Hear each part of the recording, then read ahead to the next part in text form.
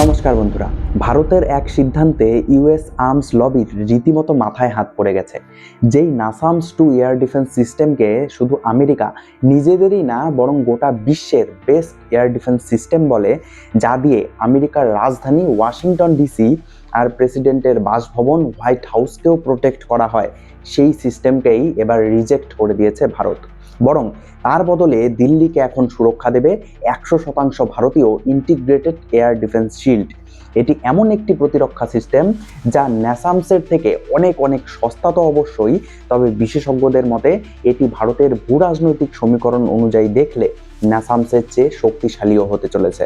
শুধু তাই নয়, বরং এটি যে কত বড় একটি মাস্টার স্ট্রোক সেটিও এই ভিডিওতেই আপনারা বুঝতে পারবেন। আপনারা যারা এইসব ডেভেলপমেন্টকে ফলো করেন তারা জানবেন যে এরকম একটি ইন্টিগ্রেটেড এয়ার ডিফেন্স সিস্টেমকে বিশ্ব প্রথমবারের মতো দেখেছিল অপারেশন সিঁদুরের সময়। হ্যাঁ, বিশ্বের কোনো দেশেরই তার আগে এই বিষয়ে কোনো আন্দাজাই ছিল না যে ভারতের ডিআরডিও এরকম একটি অবিশ্বাস্য টেকনোলজিকে বানিয়ে ওয়ার রেডিও করে ফেলেছে। এর আগে সফল এয়ার ডিফেন্স সিস্টেম হিসাবে বিশ্ব রাশিয়ার S-400 এবং ইসরায়েলের আয়রন ডোম ইত্যাদিকে দেখেছিল, তাই সেগুলোর কমজোর দিকগুলো সকলেরই জানা ছিল। যেমন হামাসের কম দামি মিসাইলকেও আটকানোর জন্য ইসরায়েলের তাদের আয়রন ডোমের কোটি কোটি টাকার মিসাইলকে ব্যবহার করতে হয়েছিল।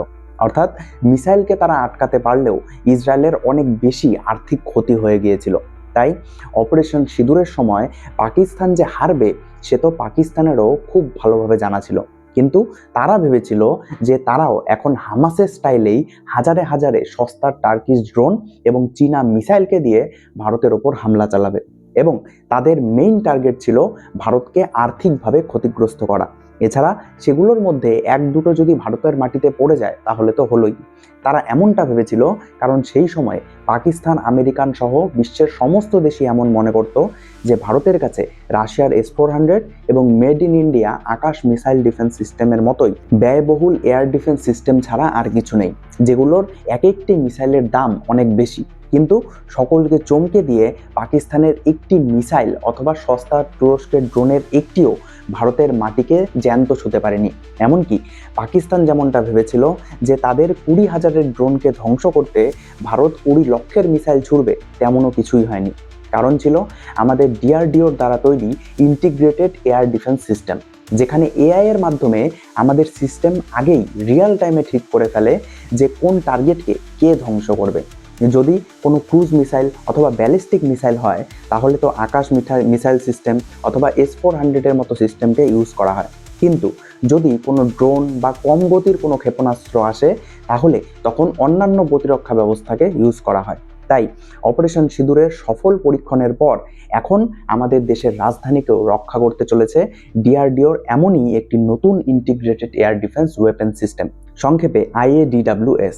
এই বছরের আগস্ট মাসে উড়িষ্যা কোস্টে এটির সফল টেস্টও করা হয়, যেখানে আমাদের এই অত্যাধুনিক এয়ার ডিফেন্স সিস্টেম একসাথে একাধিক ড্রোন এবং উচ্চ গতির এরিয়াল টার্গেটকে সাকসেসফুলি ধ্বংস করে। এবং এরই সাথে সাথে নতুন বছরের শুরুতেই প্রথম ফেজে দিল্লি NCR-এ এই এয়ার ডিফেন্স সিস্টেমের 4 থেকে 6টা ব্যাটারিকে ডিপ্লয় করে দেওয়া হবে, যা পার্লামেন্ট, এয়ারপোর্ট, প্রেসিডেন্ট ভবন থেকে ক্রিটিক্যাল ইনফ্রাস্ট্রাকচার সব কিছুকেই কাভার করবে। অর্থাৎ এতক্ষণে তো আপনারা নিশ্চিত হয়ে গেছেন যে এই IADWS কোনো সাধারণ সিঙ্গেল এয়ার ডিফেন্স সিস্টেম নয়, বরং এটা একটা পুরো ইকোসিস্টেম যার 3টা মূল স্তম্ভ থাকবে। ফার্স্ট, QRSAM অর্থাৎ quick reaction surface to air missile, যার রেঞ্জ আনুমানিক 3 থেকে 30 কিলোমিটার বলা হচ্ছে। High mobile, search on the move, track on the move, 360 degree coverage এবং ফাস্ট রিয়াকশন, মানে খুব দ্রুত টার্গেট ধরতে পারবে এবং যখন ইচ্ছে এক জায়গা থেকে অন্য জায়গায় নিয়ে যাওয়া যাবে। এছাড়া দ্বিতীয় থাকবে ভিশরাক, very short range air defence system, যার রেঞ্জ হবে 300 মিটার থেকে 6 কিলোমিটার পর্যন্ত। এটিও ম্যান পোর্টেবল বা ভেহিকল মাউন্টেড, অর্থাৎ এটিকেও যেখানে ইচ্ছে নিয়ে যাওয়া যাবে। এটিকে low flying drone, helicopter, cruise missile এগুলোর বিরুদ্ধে ব্যবহার করা হবে। এবং সবার শেষ লাইনে থাকবে DEW, direct energy weapon laser, অর্থাৎ লেজার ওয়েপন যা ড্রোন আর ছোট ছোট UAV-কে ফ্রাই করে দেওয়ার জন্য যথেষ্ট, এবং এর প্রতি শটের কস্ট প্রায় নেই বললেই চলে।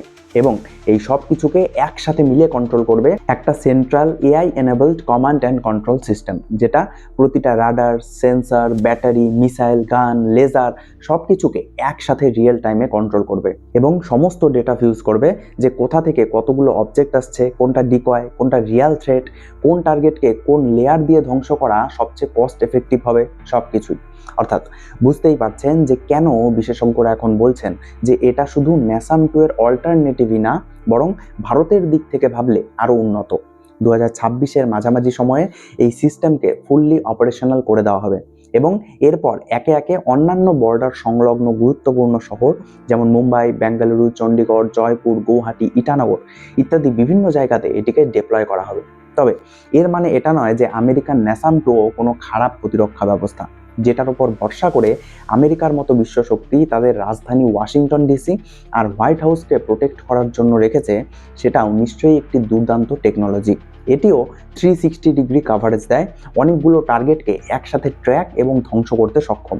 কিন্তু ওই যে যার যেমন দরকার, পাকিস্তানের কাছে এমন কোনো ক্ষমতাই নেই যে তারা সবসময় ক্রুজ বা ব্যালিস্টিক মিসাইলকে দিয়ে দিল্লিতে আক্রমণ চালাতে থাকবে, বরং তারা ভবিষ্যতেও এরকমই কম দামি ড্রোন আর মিসাইলকে দিয়ে হামা স্টাইলের অ্যাটাক চালানোরই চেষ্টা করবে। এবং এই NASAM সিস্টেমের প্রতিটা ব্যাটারিরই যা দাম, তাতে কোনোভাবেই এটি আমাদের ভূ রাজনৈতিক সমীকরণ অনুযায়ী লাভজনক হবে না, কারণ এই সিস্টেমের প্রতিটি ব্যাটারির আনুমানিক কস্ট 150 থেকে 200 মিলিয়ন ডলার। অর্থাৎ শুধু দিল্লিকে কাভার করতেই মোট প্রজেক্টের কস্ট পড়ে যাবে 2 থেকে 3 বিলিয়ন ডলার। এছাড়া সরকার শুধুমাত্র দিল্লিকেই নয়, বরং ধীরে ধীরে সমগ্র ভারতকেই এই অদৃশ্য চাদর দিয়ে ঘিরে ফেলতে চাইছে, যাতে দেশের কোনো এলাকাতেই শত্রুর কোনো ক্ষেপণাস্ত্র আঘাত না হানতে পারে।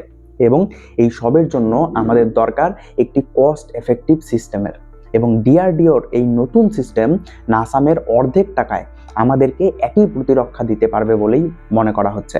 এছাড়াও যুদ্ধের সময় শত্রুপক্ষ সবসময় চেষ্টা করবে আমাদের এয়ার ডিফেন্স সিস্টেমের অ্যালগোরিদমকে বাইপাস করে সেগুলিকে অকেজো করে দিতে। এমন কিছু হলে তখন দরকার পড়বে ভেরি ফাস্ট কাস্টমার সাপোর্ট এবং সফটওয়্যার আপডেটসের। এবং বর্তমানে যা ভূরাজনৈতিক অবস্থা, তাতে সেই বিষয়েও হয়তো পুরোপুরি বিশ্বাস করতে পারছে না ভারত সরকার।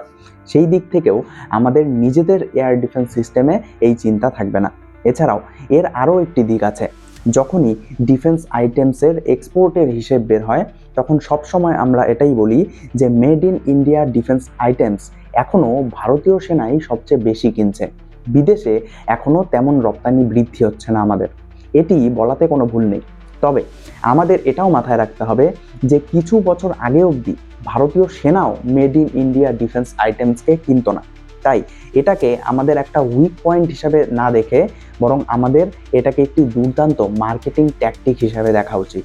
কারণ আমাদের ডিফেন্স পাওয়ার বিশ্বের চতুর্থ, তাই আমাদের সেনাই যদি মেড ইন ইন্ডিয়া ডিফেন্স আইটেমসকে ব্যবহার করে, তাহলে বিশ্বের অন্যান্য দেশেদের কাছেও আমাদের ডিফেন্স আইটেমের বিশ্বাসযোগ্যতা এবং গ্রহণযোগ্যতা বৃদ্ধি পাবে। যেমন অপারেশন সিঁদুরের পর ব্রহ্মসের চাহিদা কয়েক গুণ বেড়ে গেছে, তেমনি ভারত সরকারের এই পদক্ষেপও শুধুমাত্র আমাদের টাকাই বাঁচাবে না, বরং বিশ্বকে এটাও দেখাবে যে ভারত নিজের রাজধানীকে প্রোটেক্ট করার জন্যও নিজের দেশীয় প্রতিরক্ষা ব্যবস্থার উপরেই আস্থা রেখেছে।